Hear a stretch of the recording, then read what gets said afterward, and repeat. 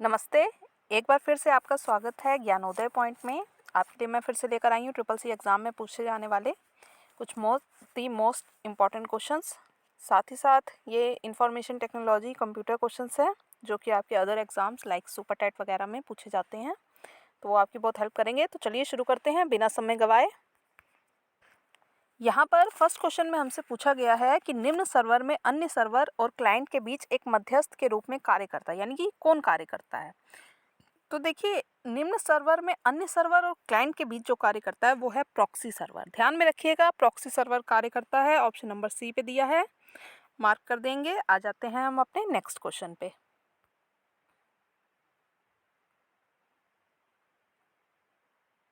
यहाँ पे क्वेश्चन में हमसे पूछा गया है कि कौन सा ट्रांसमिशन माध्यम सबसे तीव्र डाटा प्रदान करता है।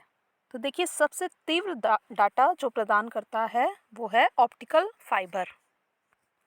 ऑप्टिकल फाइबर जो है वो सबसे तीव्र डाटा प्रदान करता है, तो इसको मार्क कर देते हैं। नेक्स्ट क्वेश्चन देखेंगे। यहाँ पे हमसे पूछा गया है कि HTTPS की पोर्ट संख्या क्या है। आपको पता है इसकी full form hypertext transfer protocol है। इसकी पोर्ट संख्या आपको पता होनी चाहिए, अक्सर एग्जाम में पूछी जाती है कंप्यूटर के, जो है 443। क्या है? 443। मार्क कर देते हैं। नेक्स्ट क्वेश्चन देखते हैं। इसमें पूछा गया है कि लिब्रे ऑफिस में पोर्ट्रेट एंड लैंडस्केप क्या है। आई थिंक आपको पता हो कि पोर्ट्रेट एंड लैंडस्केप मोड क्या होता है। तो अच्छा, लिब्रे ऑफिस में पोर्ट्रेट एंड लैंडस्केप मोड क्या होता है।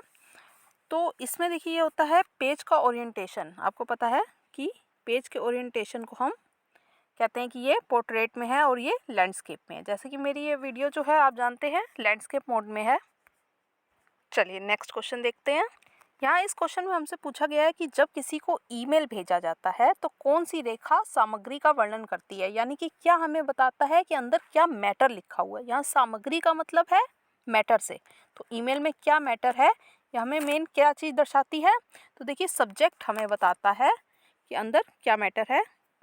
तो सब्जेक्ट में एक्चुअली जब भी आप देखते हैं, आप अगर कभी ईमेल भेजते होंगे तो आप सब्जेक्ट में मेन पॉइंट लिख देते हैं कि हाँ, ये इससे रिलेटेड हमारा मैटर है ना। चलिए नेक्स्ट देखते हैं। अच्छा, यहाँ पे हमसे पूछा गया है कि निम्न में से आईओटी है, मतलब आईओटी क्या है। पहली बात तो यहाँ पर इस तरह से भी क्वेश्चन आ सकता था कि आईओटी क्या होता है। देखिए, आपने पढ़ा होगा, अगर नहीं पढ़ा है तो ध्यान में रखिएगा कि इंटरनेट ऑफ थिंग्स को आईओटी कहते हैं। और आईओटी इनमें से क्या क्या है। देखिए, स्मार्ट टीवी बिल्कुल है, स्मार्टफोन है, टैबलेट है, यानी कि हम जाएंगे ऑप्शन नंबर 4 के साथ, डी के साथ, जो कि है ऑल ऑफ दीज, यानी कि इनमें से ये सब है। तो निम्न में से आईओटी हैं ऑल ऑफ दीज। चलिए नेक्स्ट क्वेश्चन देखते हैं। यहाँ पे हमसे पूछा गया है कि निम्न में से कौन एक पुश बटन बनाता है। देखिए, इनमें से जो पुश बटन बनाता है वो है रेडियो। ठीक है, ये आपको ध्यान में रखना होगा, रेडियो बनाता है। ऑप्शन नंबर डी बिल्कुल करेक्ट है। नेक्स्ट क्वेश्चन देखते हैं। देखिए, यहाँ पे हमसे पूछा गया है कि ऑपरेटिंग सिस्टम प्रबंध करता है, यानी कि ये क्वेश्चन इस तरह से भी हो सकता था कि ऑपरेटिंग सिस्टम किसका प्रबंध करता है। तो देखिए, मेमोरी का, हाँ जी, मेमोरी का प्रबंध करता है, इनपुट आउटपुट का भी करता है और प्रोसेसर का भी करता है। तो इसमें हम जाएंगे सभी के साथ, ऑप्शन नंबर डी के साथ, जो हमारा बिल्कुल करेक्ट है। नेक्स्ट क्वेश्चन में हमसे पूछा गया है कि एक फंक्शन के अंदर कोई अन्य फंक्शन को क्या कहा जाता है। बहुत ध्यान रखिएगा, बहुत ही मोस्ट इंपॉर्टेंट क्वेश्चन है। फिर से मैं पढ़ देती हूँ आपके लिए कि एक फंक्शन के अंदर कोई अन्य फंक्शन को क्या कहा जाता है। तो देखिए, उसे नेस्टेड कहा जाता है। ध्यान में रखिएगा, क्या कहा जाता है, नेस्टेड। ऑप्शन नंबर सी को मार्क कर देते हैं। आ जाते हैं नेक्स्ट क्वेश्चन पे। यहाँ पे हमसे पूछा गया है कि यूआरएल का फुल फॉर्म क्या है। तो देखिए, यूआरएल की फुल फॉर्म होती है uniform resource locator.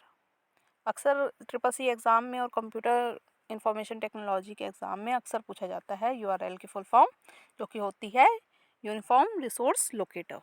Option number A बिल्कुल करेक्ट है, मार्क कर देते हैं। आ जाते हैं नेक्स्ट क्वेश्चन पे। बहुत ही इजी सा क्वेश्चन आपके पास है और बहुत ही बेसिक सा क्वेश्चन है ये। यहाँ पे पूछ रहा है कि कंप्यूटर का जनक किसे कहा जाता है। ठीक है, या कंप्यूटर का जनक कहा जाता है किसे। तो ये कहा जाता है चार्ल्स बेबेज को।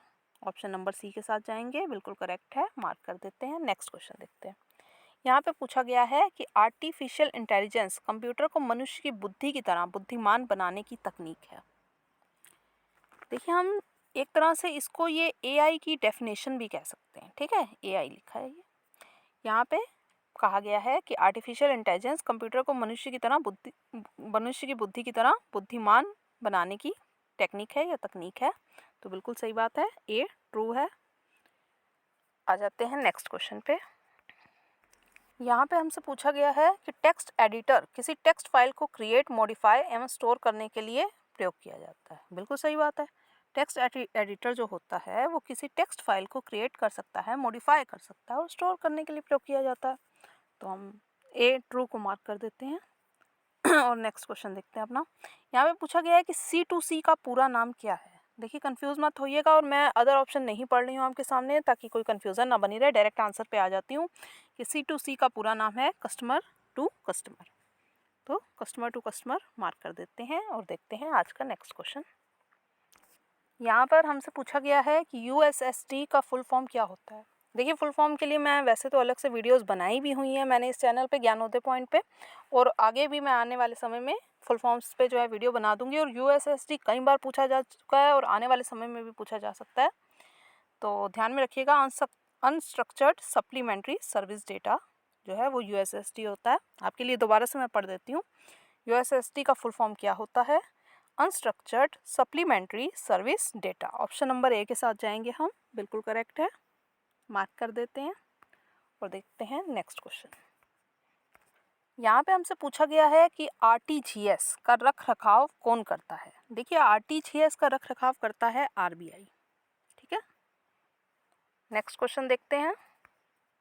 यहाँ पे हमसे पूछा गया MS वर्ड में किसी पेज का जूम आप जानते हैं बाय डिफ़ॉल्ट 100% होता है। हाँ जी, बाय डिफ़ॉल्ट यानी कि पहले से ही वो पूर्व में निर्धारित होता है जो कि वो 100% होता है।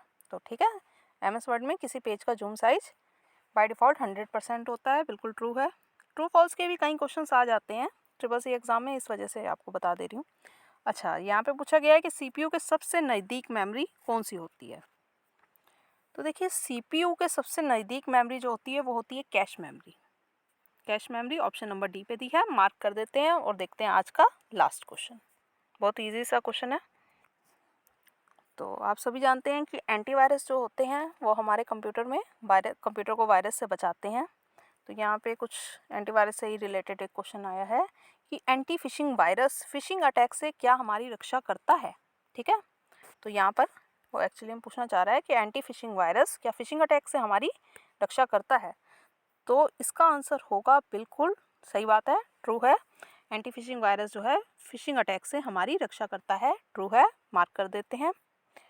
तो और भी कंप्यूटर इंफॉर्मेशन टेक्नोलॉजी की और CCC एग्ज़ाम से रिलेटेड जो भी आपके क्वेश्चन वो आप कमेंट बॉक्स में पूछ सकते हैं। बाकी और भी मोस्ट इम्पॉर्टेंट क्वेश्चंस के लिए बने रहिए ज्ञानोदय पॉइंट के साथ। तब तक के लिए stay tuned. Thanks for watching the video.